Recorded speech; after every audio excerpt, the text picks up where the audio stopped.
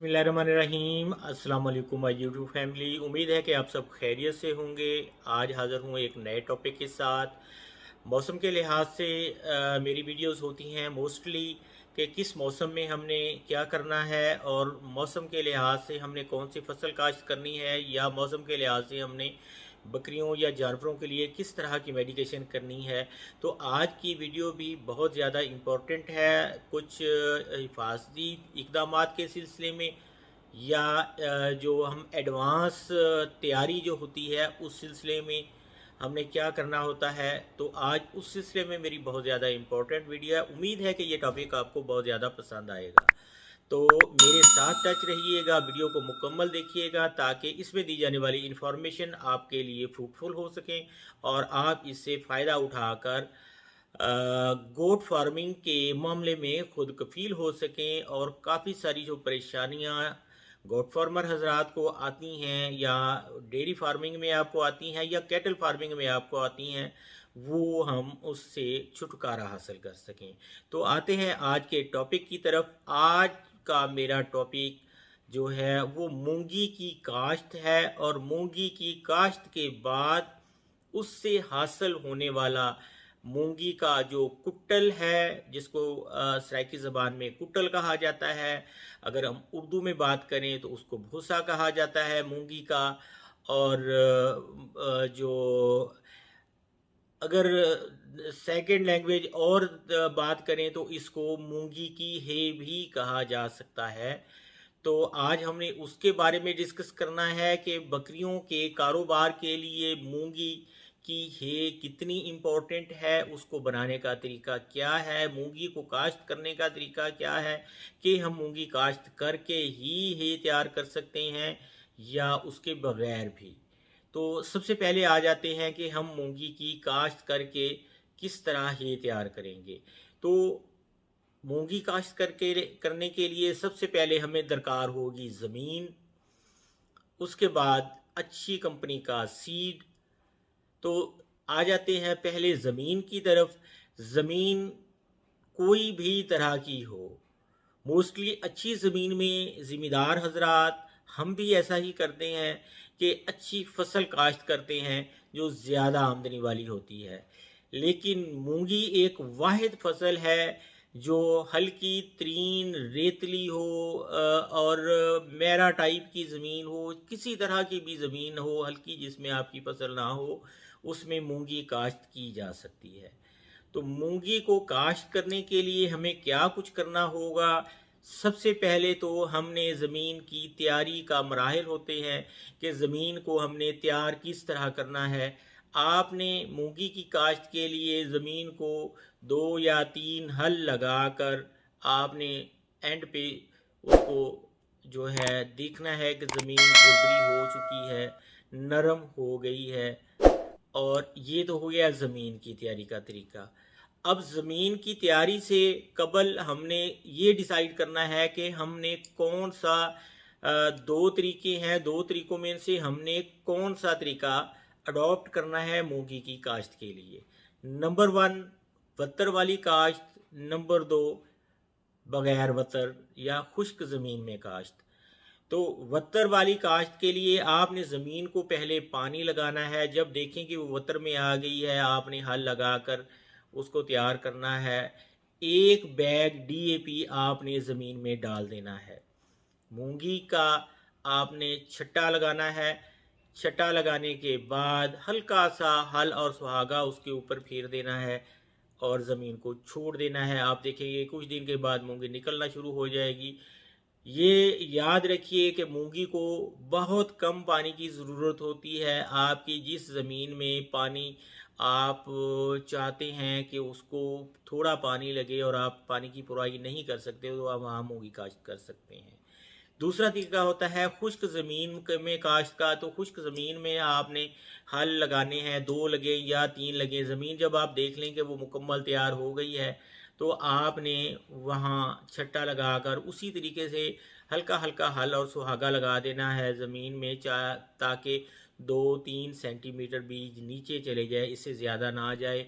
और इसके बाद आपने फ़ौरन उसको जो उसके क्यारे तैयार करने हैं, 2 कनाल का करते हैं, कनाल का करते हैं, 1 बीघे का करते हैं, एकड़ का करते हैं फील्ड, आपने अपने पानी के लिहाज से करना है। करने के बाद आपने उसको पानी लगा देना है।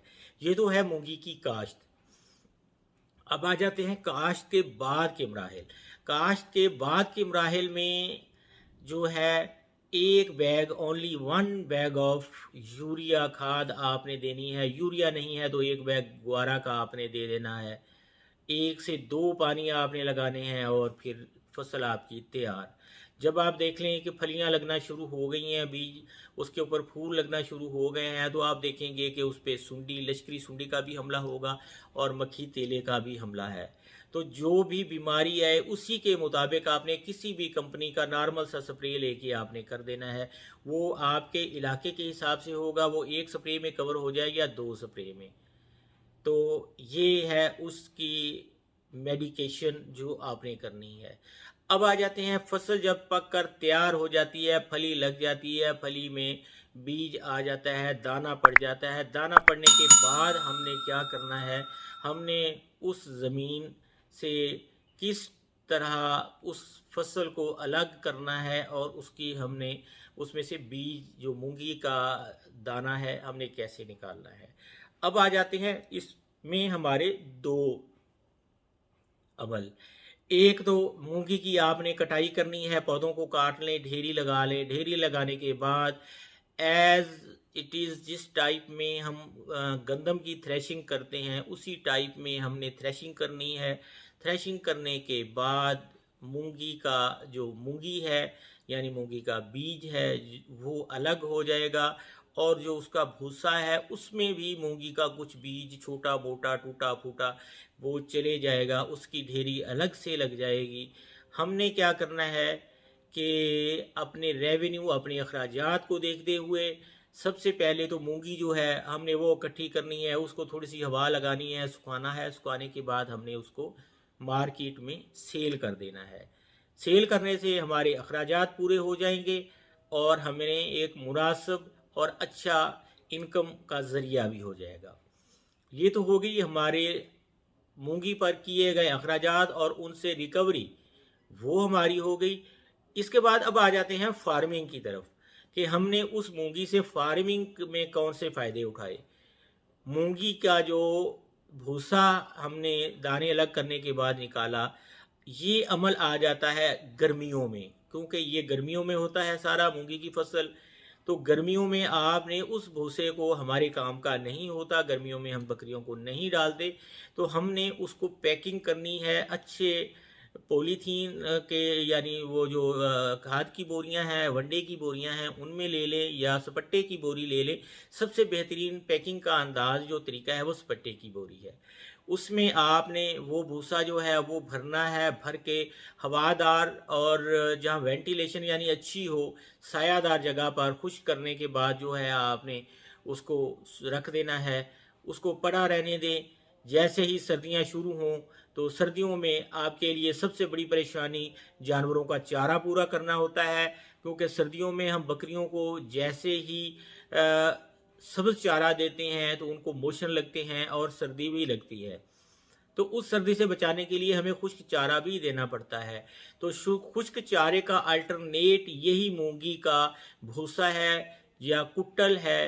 ये, इसको हे भी कहा जा सकता है। ये आपने बकरियों को मुनासिब मिकदार में आपने डालना है। इसमें प्रोटीन, जिस तरह मूंगी में फाइबर और प्रोटीन बहुत ज़्यादा होती है, अगर हम फर्ज करें कि हम 100 ग्राम अगर मूंगी ले लेते हैं तो उसमें 16 ग्राम तकरीबन फाइबर होता है और उसमें 100 ग्राम मूंगी में 24 ग्राम जो है वो प्रोटीन होती है। तो आप देखें कि अगर मूंगी में क्या इतनी ज़्यादा फाइबर और प्रोटीन है, तो उसका जो भूसा है, कुट्टल है, उसमें भी एक बहुत अच्छी मिकदार जो दाना मूंगी का गया हुआ होगा उसके अंदर, और इसके जो मकदार होगी मूंगी में प्रोटीन और फाइबर की, वो हमारी बकरियों के लिए एक बहुत अच्छा सोर्स साबित होगी। सर्दियों के लिए उनका एक बेस्ट फूडर के तौर पे हम उसको दे सकते हैं। तो ये है मूंगी का आपको फ़ायदा कि आपने काश्त किस तरह करनी है और आपने उसको बर्दाश्त समझें कि उसकी थ्रेशिंग करके के बाद उसको बेचना है और बेचने के बाद जो उसका भूसा है वो आपने बकरियों के लिए स्टोर करके रखना है। सर्दियों के लिए मोस्टली शहरों में ये बना बनाया मिल जाता है, आप वहाँ से भी खरीद सकते हैं, लेकिन वो मजबूरी की सूरत में आप खरीद सकते हैं। लेकिन अगर आप ज़िम्मेदार हैं, आप गाँव में रहते हैं और आपके पास ज़मीन भी है, लेकिन ऐसी ज़मीन है जो आपके लिए कारआमद नहीं है, तो आप उसमें मूँग काश्त करें और उससे सर्दियों की तैयारी करके रखें और पैसे भी कमाएँ। तो उम्मीद है कि ये वीडियो आपको पसंद आई होगी। अगर वीडियो आपको पसंद आई है तो मेरी वीडियो को लाइक कर दें, इसको शेयर कर दें और मेरे चैनल को सब्सक्राइब कर दें। बेल के आइकन को ऑल करने से मैं आपके साथ टच रहूँगा हर नई वीडियो और अच्छे टॉपिक के साथ, जो आपके लिए उम्मीद है कि फ़ायदेमंद साबित होंगे। आने वाली मेरी नई वीडियो तक दुआओं में याद रखिएगा। इजाज़त दीजिए। अल्लाह हाफ़िज़।